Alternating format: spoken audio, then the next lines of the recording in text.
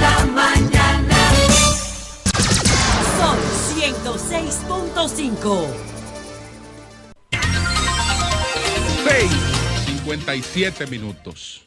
Buenos días, dominicanos, dominicanas, ciudadanos, ciudadanas del mundo. Julio Martínez Pozo, los comentarios de los temas más importantes en el programa de mayor influencia de la radio y la televisión nacionales. Entonces, en este viernes 13 de noviembre, año 2020, buenos días a todo el equipo del Sol de la Mañana, la audiencia de Sol, la teleaudiencia de Telefuturo Canal 23, las personas que siguen nuestros contenidos a través de las redes sociales, los canales Teleuniverso y el Canal 24 con nosotros a partir de las 9 de la mañana. Buenos días a todos y a todas. Entonces, nosotros tratamos en el día de hoy los siguientes temas. Nos referimos, pues, al ranking que publica el periódico La Tercera de Chile, que publicó, donde, pues, el presidente Luis Abinader aparece como el segundo presidente de la región con más alta valoración. El ranking de popularidad de los presidentes de América Latina. La segunda mayoría y la precaria cultura democrática de nuestros demócratas liberales. El destino incierto del caso Odebrecht. Y entonces hablamos de autocracia, ignorancia o Estado de Derecho. Bueno, señores, nuestro presidente, Luis Abinader, pues aparece en segundo lugar entre los presidentes de mayor popularidad en estos momentos en América Latina, en un ranking que ha publicado el periódico La Tercera de Chile y que desde luego ha sido reproducido por otros medios, entre ellos varios medios locales. Entonces, en este ranking aparece número uno, pues Nayib Bukele. Nayib Bukele aparece número uno en este ranking con un 92%. Y está seguido de Luis Abinader, que tiene un 72%. En tercer lugar está el presidente Luis Lacalle Pou, que es el presidente de Uruguay, con un 58%. Andrés Manuel López Obrador, un 54%. Cuarto lugar, Alberto Fernández, el presidente de Argentina, quinto, tiene un 49%. Martín Vizcarra, que ya sabemos que fue pues vacado, destituido, después de un juicio político en Perú. Aquí aparecía en el sexto con un 47%, mientras que Iván Duque aparecía en el séptimo con un 46%. Ese es el ranking de América Latina. Entonces, después van a estar otros mandatarios. Bolsonaro, por debajo del 43, tiene un 43%, es decir, por debajo del 50%. El de Honduras, que es Juan Orlando Hernández, un 42%. Alejandro Yamatei, ese es el de Guatemala, un 39%. Daniel Ortega, un 32%. Sebastián Piñera, de Chile, un 21%. Y Lenín Moreno, de Ecuador, en el piso, un 7%. Bueno, en verdad, además del reconocimiento de la popularidad que tiene en estos momentos el presidente Luis Abinader, aquí hay un monumento a Nayib Bukele. Hay un reconocimiento a Luis Abinader, al presidente Abinader, pero hay un monumento a Nayib Bukele, porque Bukele tiene más de un año en la presidencia. Bukele empezó a gobernar el 1 de junio del año 2019. Es decir que Bukele tiene tiene un año y 3 meses, tendrá en el gobierno o algo más. Tiene Bukele pues en el gobierno. Y entonces está en esta poltrona, que cuando se le compara, estamos hablando de un presidente que tiene un 92% de una valoración positiva contra un 6% de una valoración negativa. Es decir, estamos hablando de una situación que a un año y tanto de la presidencia, pues es muy ponderable. En el caso del presidente Abinader, en este caso, estamos hablando de un presidente de 90 días, de 3 meses, tiene un 72%, como ya dijimos, de valoración, pero tiene un 28% de valoración negativa. Entonces, hay que saludar el hecho de que nuestro presidente esté pues en el segundo lugar en popularidad en América Latina. Hay que saludar esto. Ojalá que esa popularidad que muestra en estos momentos permanezca en el tiempo, porque esa es una de las reservas que tiene un presidente para poder tomar las medidas que requiera tomar en una correcta gobernabilidad. Para lo que sirve la popularidad es para eso. El que la usa para otra cosa, en definitiva, no termina aportando nada. Puede pasar como un presidente popular, pero después esa popularidad se desvanece. La popularidad es una caja de ahorro que tiene el presidente para gobernar. Y gobernar implica, en ocasiones, tomar medidas que no son populares, por lo menos en el momento en el que se adoptan. Después, cuando se comprende y están dando sus beneficios, se traducen en prestigio y se traducen en popularidad, pero no necesariamente cuando se adoptan son populares. Ahora, ¿quién puede adoptar esas medidas? Un presidente que tenga un excedente de popularidad. El que no tiene excedente de popularidad está muy limitado para gobernar, porque al tomar cualquier medida, como no tiene la popularidad suficiente para resistir cualquier desgaste que esa medida le cree, pues puede provocar situaciones que se salgan de control. Es decir, que este hecho de que nuestro presidente esté en esta alta valoración para un país que está enfrentando una crisis económica, una crisis sanitaria y las posibles repercusiones sociales de ambas crisis, pues yo creo que eso es importante. Es decir, que el ánimo de resaltar esto no es otro que reconocerlo y desear que así se mantenga en el tiempo, pero gobernando sin populismo y haciendo lo que hay que hacer para que el país siga hacia adelante. Entonces, pasamos inmediatamente a otro tema.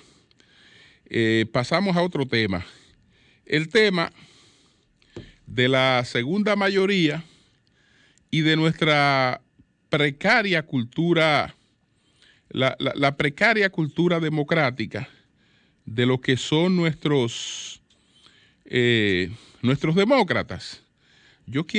Estoy buscando unas declaraciones que me parecieron muy interesantes del senador Dionis Sánchez, cuando él explica por qué que esto está definido. Entonces ya aquí tengo estas declaraciones y ya vemos cómo piensan nuestros demócratas.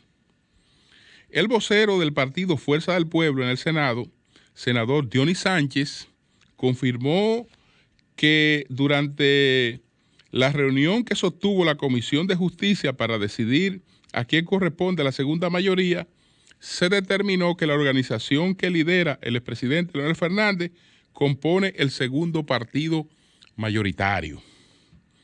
Manifestó que la comisión sostuvo varias reuniones para reafirmar a quién le corresponde el título y dijo que cada bloque partidario presentó sus argumentos y documentaciones que sustentaron sus razones para ser segunda mayoría en el Senado.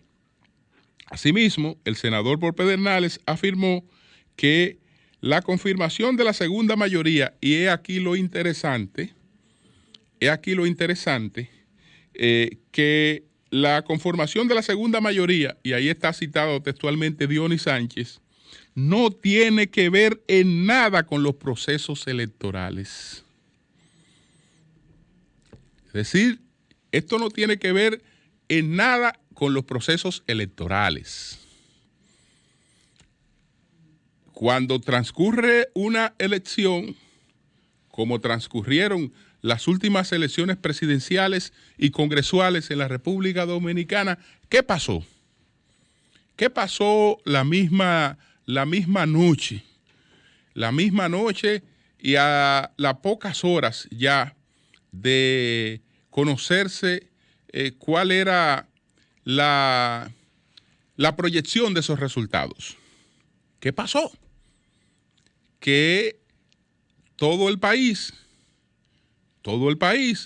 incluyendo los principales actores de ese proceso electoral, vieron claramente que el soberano había emitido su veredicto y todo el mundo se acogió respetuosamente al veredicto del soberano. Y entonces Luis Abinader fue esa misma noche, sin llegar a la medianía de la noche, felicitado por sus principales adversarios y su triunfo fue reconocido. ¿Qué implica esto? Esto implica que una democracia somete estas decisiones al escrutinio del soberano y no importa la posición que usted haya tenido, no importa la posición que usted haya sustentado, no importa a quién usted haya respaldado. Cuando se expresó el soberano, no hay otra cosa que rendirse ante la expresión de lo que el soberano ha planteado. Y eso fue lo que ocurrió. Y eso fue realmente algo hermoso, algo que habla de una democracia que va madurando.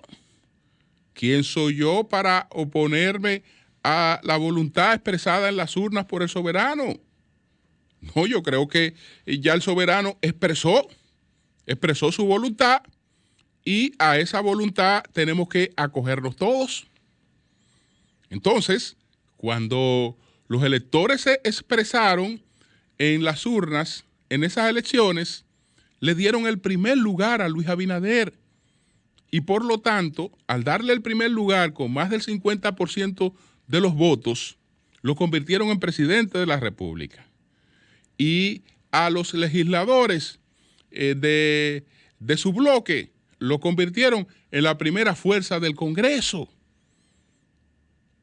Pero asimismo, esa elección determinó cuál es la segunda fuerza. Por lo tanto, la segunda mayoría, cuando corresponda a la Junta Central Electoral establecer el orden en el que quedarán los partidos para próximos certámenes, ustedes saben dónde va a quedar colocado el Partido de la Liberación Dominicana que estaba en la casilla número 1. Bueno, el Partido de la Liberación Dominicana va a la casilla que se ganó, que es la número 2. En consecuencia, el soberano expresó, ese mismo que todo el mundo respetó, que saludó, pero sin ningún tipo de mezquindad, porque no hubo la menor mezquindad para reconocer el veredicto que había dado al proclamar a Luis Abinader como presidente electo. Ese mismo le dio la condición de segunda fuerza al Partido de Liberación Dominicana. Entonces ahora se dice que no importa lo que haya ocurrido ahí. Eso no importa. ¿Por qué? Porque vamos a valorar otras cosas por encima del veredicto que ha expresado ese soberano. Vamos a valorar otras cosas. No vamos a tomar en cuenta, por ejemplo, que Eduardo Estrella, presidente del Senado, fue electo por un bloque, porque aunque él pertenece a un partido, por el partido de él y por más prestigio que él tenga, él no salía electo como senador. Él salió electo como senador producto de un bloque donde estaba el PRM, pero también estaba la Fuerza del Pueblo. Eduardo Estrella fue candidato a senador de la Fuerza del Pueblo. Entonces tú vas a escoger como candidato, como miembro, el presidente del Senado, y se dice claramente que tiene que ser de un partido distinto o de bloque de partido. No, esos señores que se escogerían, de acuerdo con esta decisión que ya está adoptada, corresponden al mismo bloque. Al mismo bloque. ¿Por qué? Porque figuraron en la misma boleta. Eduardo Estrella, presidente del Senado, fue el candidato de la Fuerza del Pueblo. ¿Cómo lo fue de otra fuerza? Pero fue el candidato de la Fuerza del Pueblo. Pero, perfecto, está ese asunto. Está el otro asunto de que en lo adelante, después de que hicimos una ley orgánica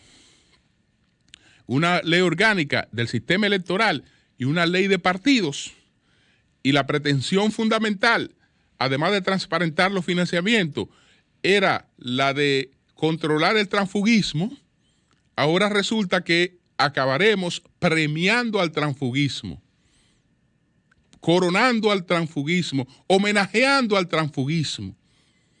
Eso le hace un daño terrible al sistema de partidos.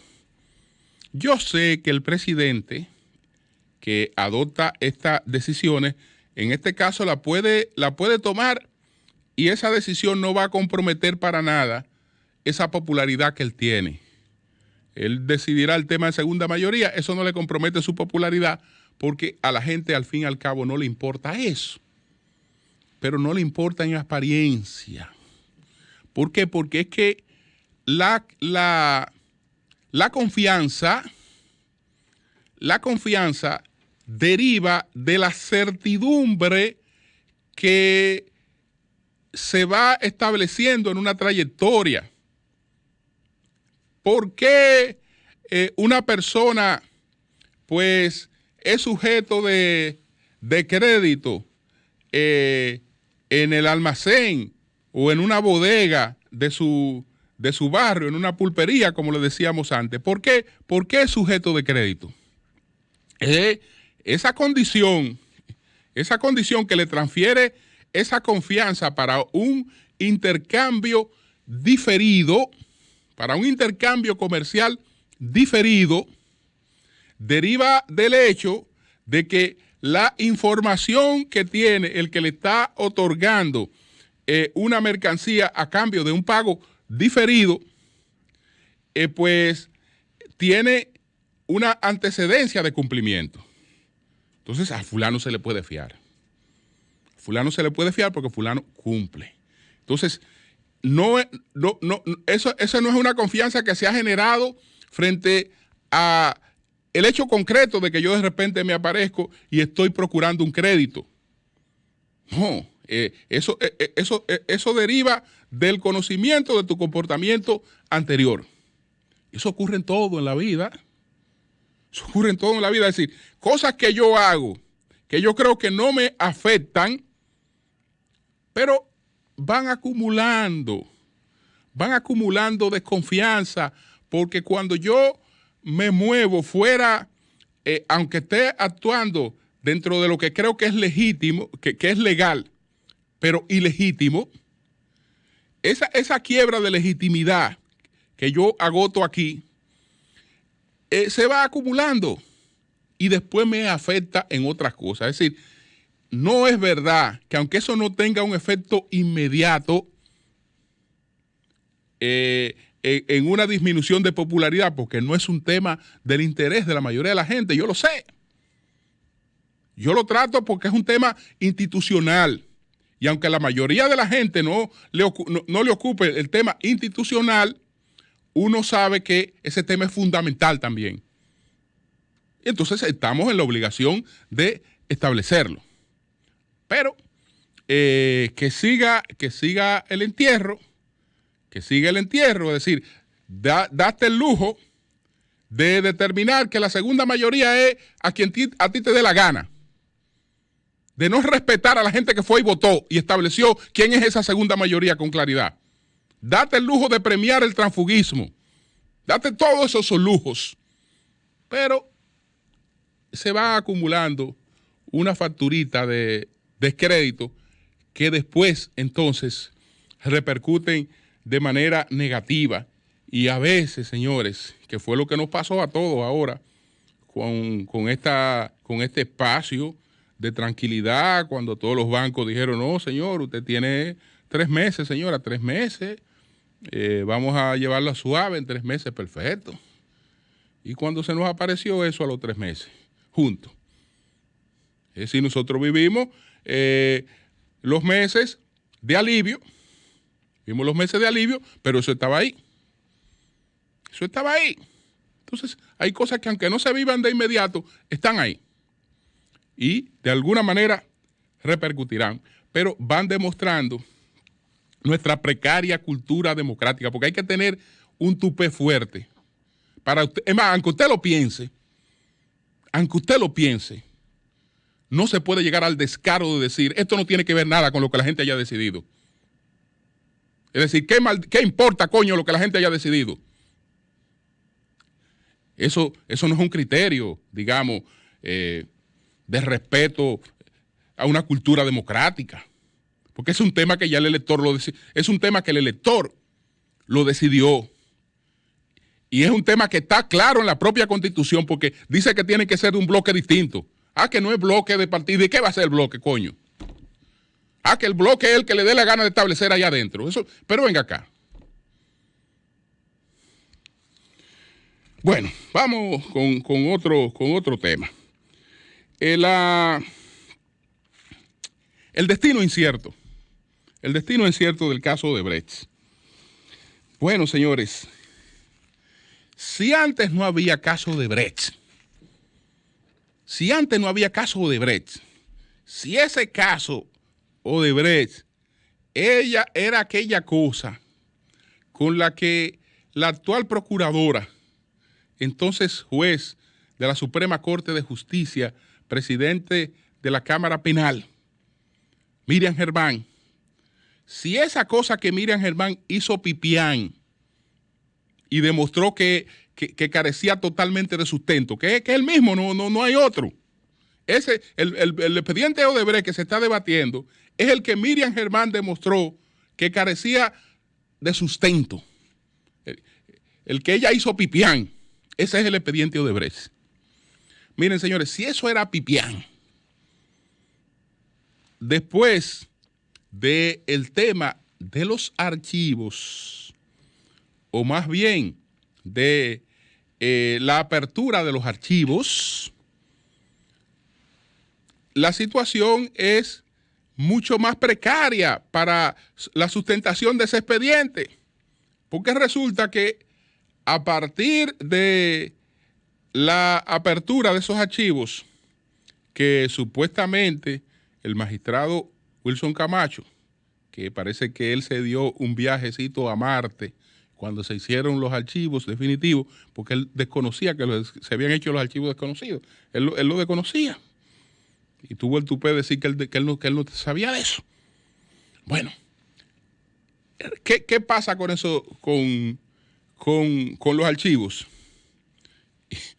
Que la mayoría de lo que permanecen en el expediente están en el expediente por las mismas razones que le fueron archivadas las acusaciones a los otros. Falta de prueba.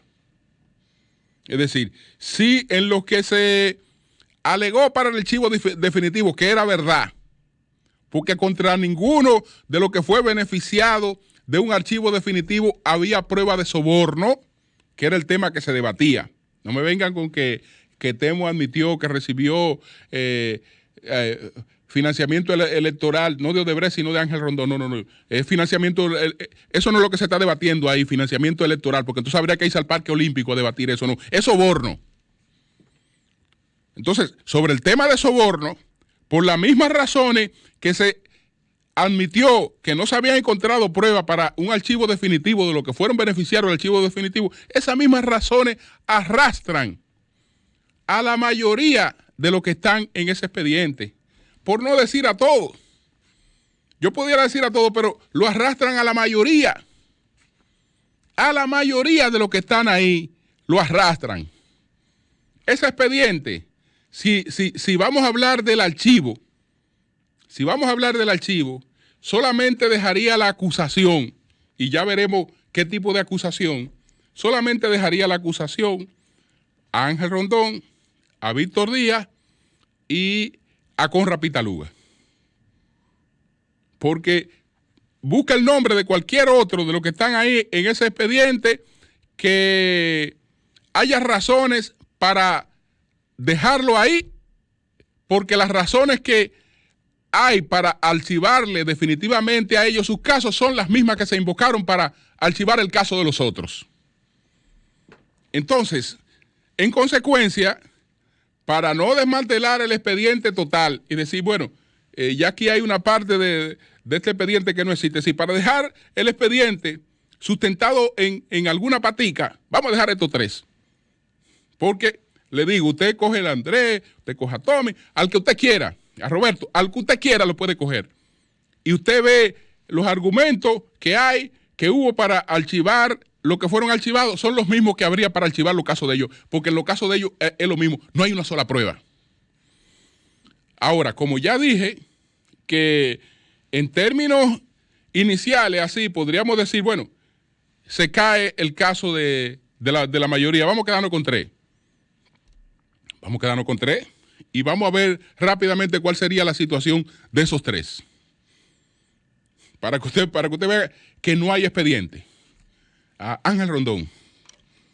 Hoy está diciendo el Ministerio Público, en lo que se publicó, que dijo ayer, que Ángel Rondón recibió 1.000 millones de pesos y 2 millones de dólares producto de sus actividades delictivas e introducía sus recursos ilícitos al sistema financiero.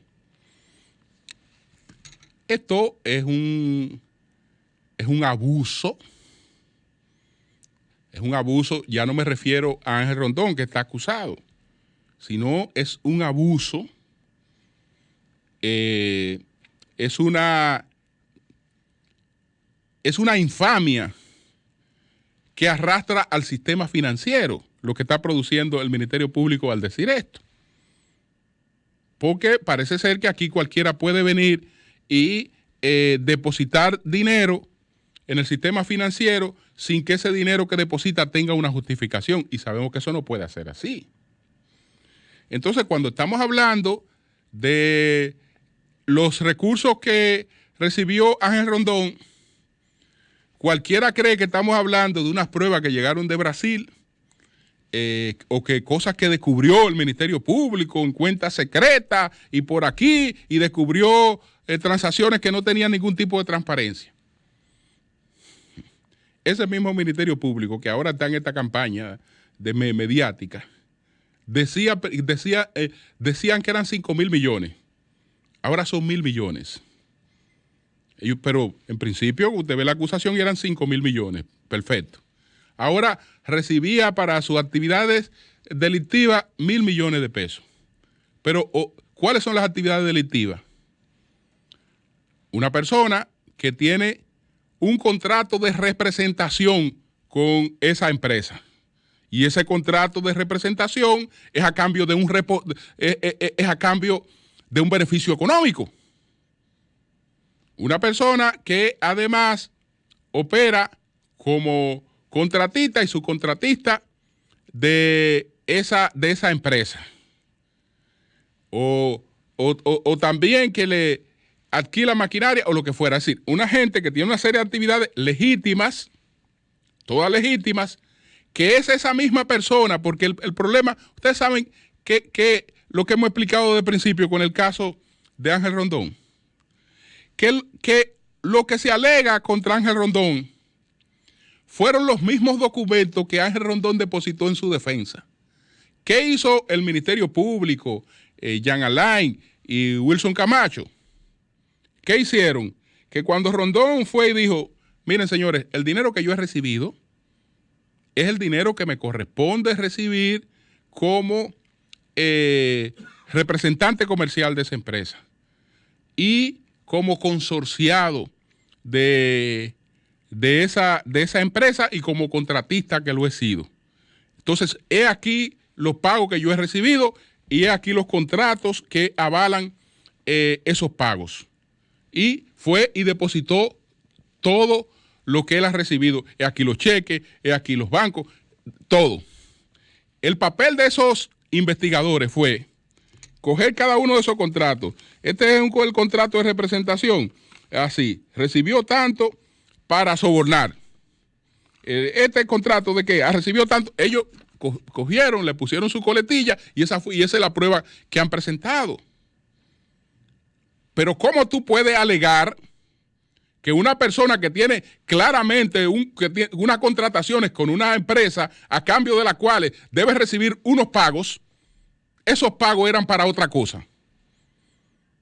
El dinero que habría sido para otra cosa, tú tienes que buscarlo, pero es evidente, pero son las mismas cosas que él te ha entregado. Es decir, los mismos documentos que él ha usado en su defensa como pruebas a descargo, tú lo has pretendido a usar como pruebas en su contra, porque no ha conseguido ninguna otra cosa. Ninguna otra cosa. Entonces, es una tontería porque, venga acá, pero este señor está recibiendo un dinero que él no lo puede justificar. Pero ¿cómo que yo no lo puedo justificar? ¿Cuánto a mí me tocaba recibir como representante? ¿Cuál era mi porcentaje? Esto se excede de lo que yo tenía que recibir. ¿Cuánto yo tenía que recibir por esto? ¿Esto se excede de lo que yo tenía que recibir? No. No, pero nos suponemos que... Y perfecto. Ese es el caso de Ángel. Entonces, ya vemos que no son 5.000, sino que 1.000, que esto, que lo otro, pero todo eso es tontería sacado de los mismos documentos que él ha puesto en manos del Ministerio Público. Pues ellos no han conseguido absolutamente nada. Es decir, no es que, miren, encontramos una cuenta en Suiza, encontramos una cuenta por allí, encontramos algo que había en un paraíso fiscal. No hay nada que no sea los mismos documentos que él depositó para demostrar la legitimidad de los recursos que recibió. Y eso le pone esta coletilla y entonces ahora, como en el pasado, se cuela a los medios para decir esto fue producto de un ilícito. Pero ¿y dónde está el ilícito? ¿Dónde está el ilícito? En el caso, por ejemplo, de Víctor Díaz Rúa. El caso de Víctor Díaz Rúa. Miren lo que titula hoy el periódico Diario Libre. Ministerio Público. Patrimonio de Díaz Rúa es inimaginable a la luz del sueldo de un funcionario. ¡Qué disparatosos! ¡Qué disparatosos! ¿Por qué? Porque no me venga con ese alegato. No me venga con ese alegato. Demuéstrame del patrimonio que tiene Víctor Díaz Rúa. Demuéstrame la parte que tú entiendes que él no puede justificar. Pero no me venga con la ridiculez de que el patrimonio de él no se justifica a la luz de un salario de funcionario. Porque evidentemente que a la luz de un salario de funcionario no lo puede justificar.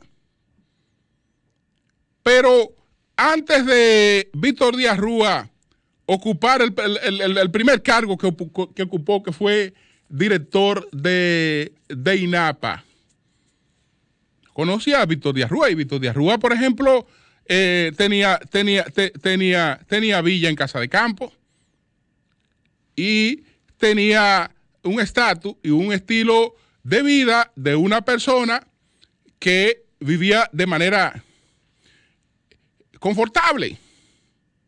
Tenía manera confortable. Entonces, tú no me puedes venir ahora con la ridiculez de que, mira, él ganaba tanto. Oye, pero esa es la pruebita que tú tienes. Él ganaba tanto como funcionario. Y cuando calculamos los bienes que él tiene, no nos dan. Porque un funcionario gana tanto y los bienes de este señor van por tanto. Pero esa es la prueba que tú tienes. Pero eso es ridículo. Eso es ridículo. Porque todo el mundo sabe que una gente que tenía actividad económica, que tenía actividad empresarial, que tenía bienes importantes, antes incluso de asumir una función pública, entonces tú lo que tienes que hacer es, si sospecha que hay cosas que no puede demostrar, pues vete a la cosa que no puede demostrar, pero no me vaya con esta ridiculez. De que fulano no puede, a la luz de un sueldo él no puede justificar esto. Pues ridículo. Es un alegato totalmente ridículo. Ridículo. El otro alegato que tiene que ver con él, que tiene que ver con Díaz Rúa, miren, que lo plantean ahí mismo, el testaferrato. Él recibió un pago a través de su abogado personal, Corra Pitaluga, para soborno. ¿Qué pasa con el pago? ¿Qué pasa con el pago? Que yo no sé en qué tribunal se podrá demostrar que ese pago era para Víctor Díaz Rúa. Porque cuando un pago es para ti, si el pago es para mí, lo depositan en la cuenta de Luis Ramírez, pero es un asunto que está depositado para mí. De alguna manera, entonces, hay un mecanismo en el que eso que se le ha pagado a Luis Ramírez va a acabar en la cuenta mía. Tiene que haber algún mecanismo, porque si en justicia se está diciendo que eso que se depositó ahí y era para mí, tiene que haber alguna conexión en la que yo demuestre que de aquí a allá hubo movimiento. No, ¿qué pasa? El dinero que recibió Corra Pitaluga por un contrato con Odebrecht, ¿en qué cuenta está? En la cuenta del abogado Corra Pitaluga.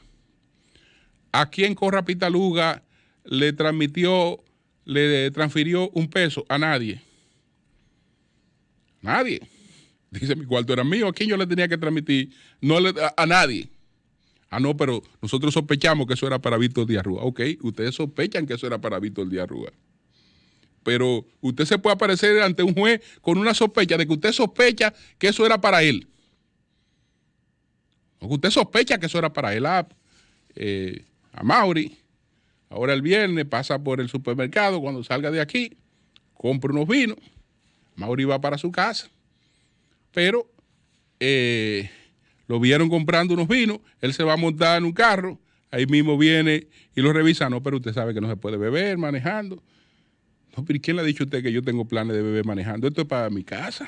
Entonces, ¿cómo usted se puede suponer que porque yo esté comprando ron o yo voy a beber manejando? Sí, yo en algún momento me voy a dar mi traguito, pero eso no es para bebérmelo manejando.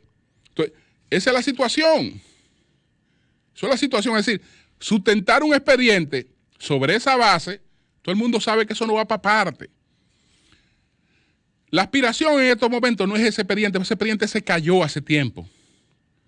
Lo que trata el Ministerio Público, y mediante esta campaña que está emprendiendo y algunas otras gestiones que pueden traducirse hasta en cierto chantaje, es tratar de ver si consigue información para el caso llamado Odebrecht 2.0, porque ese que está ahí, esa cosa que está ahí hace tiempo que se cayó.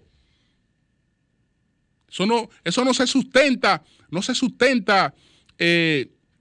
mínimamente.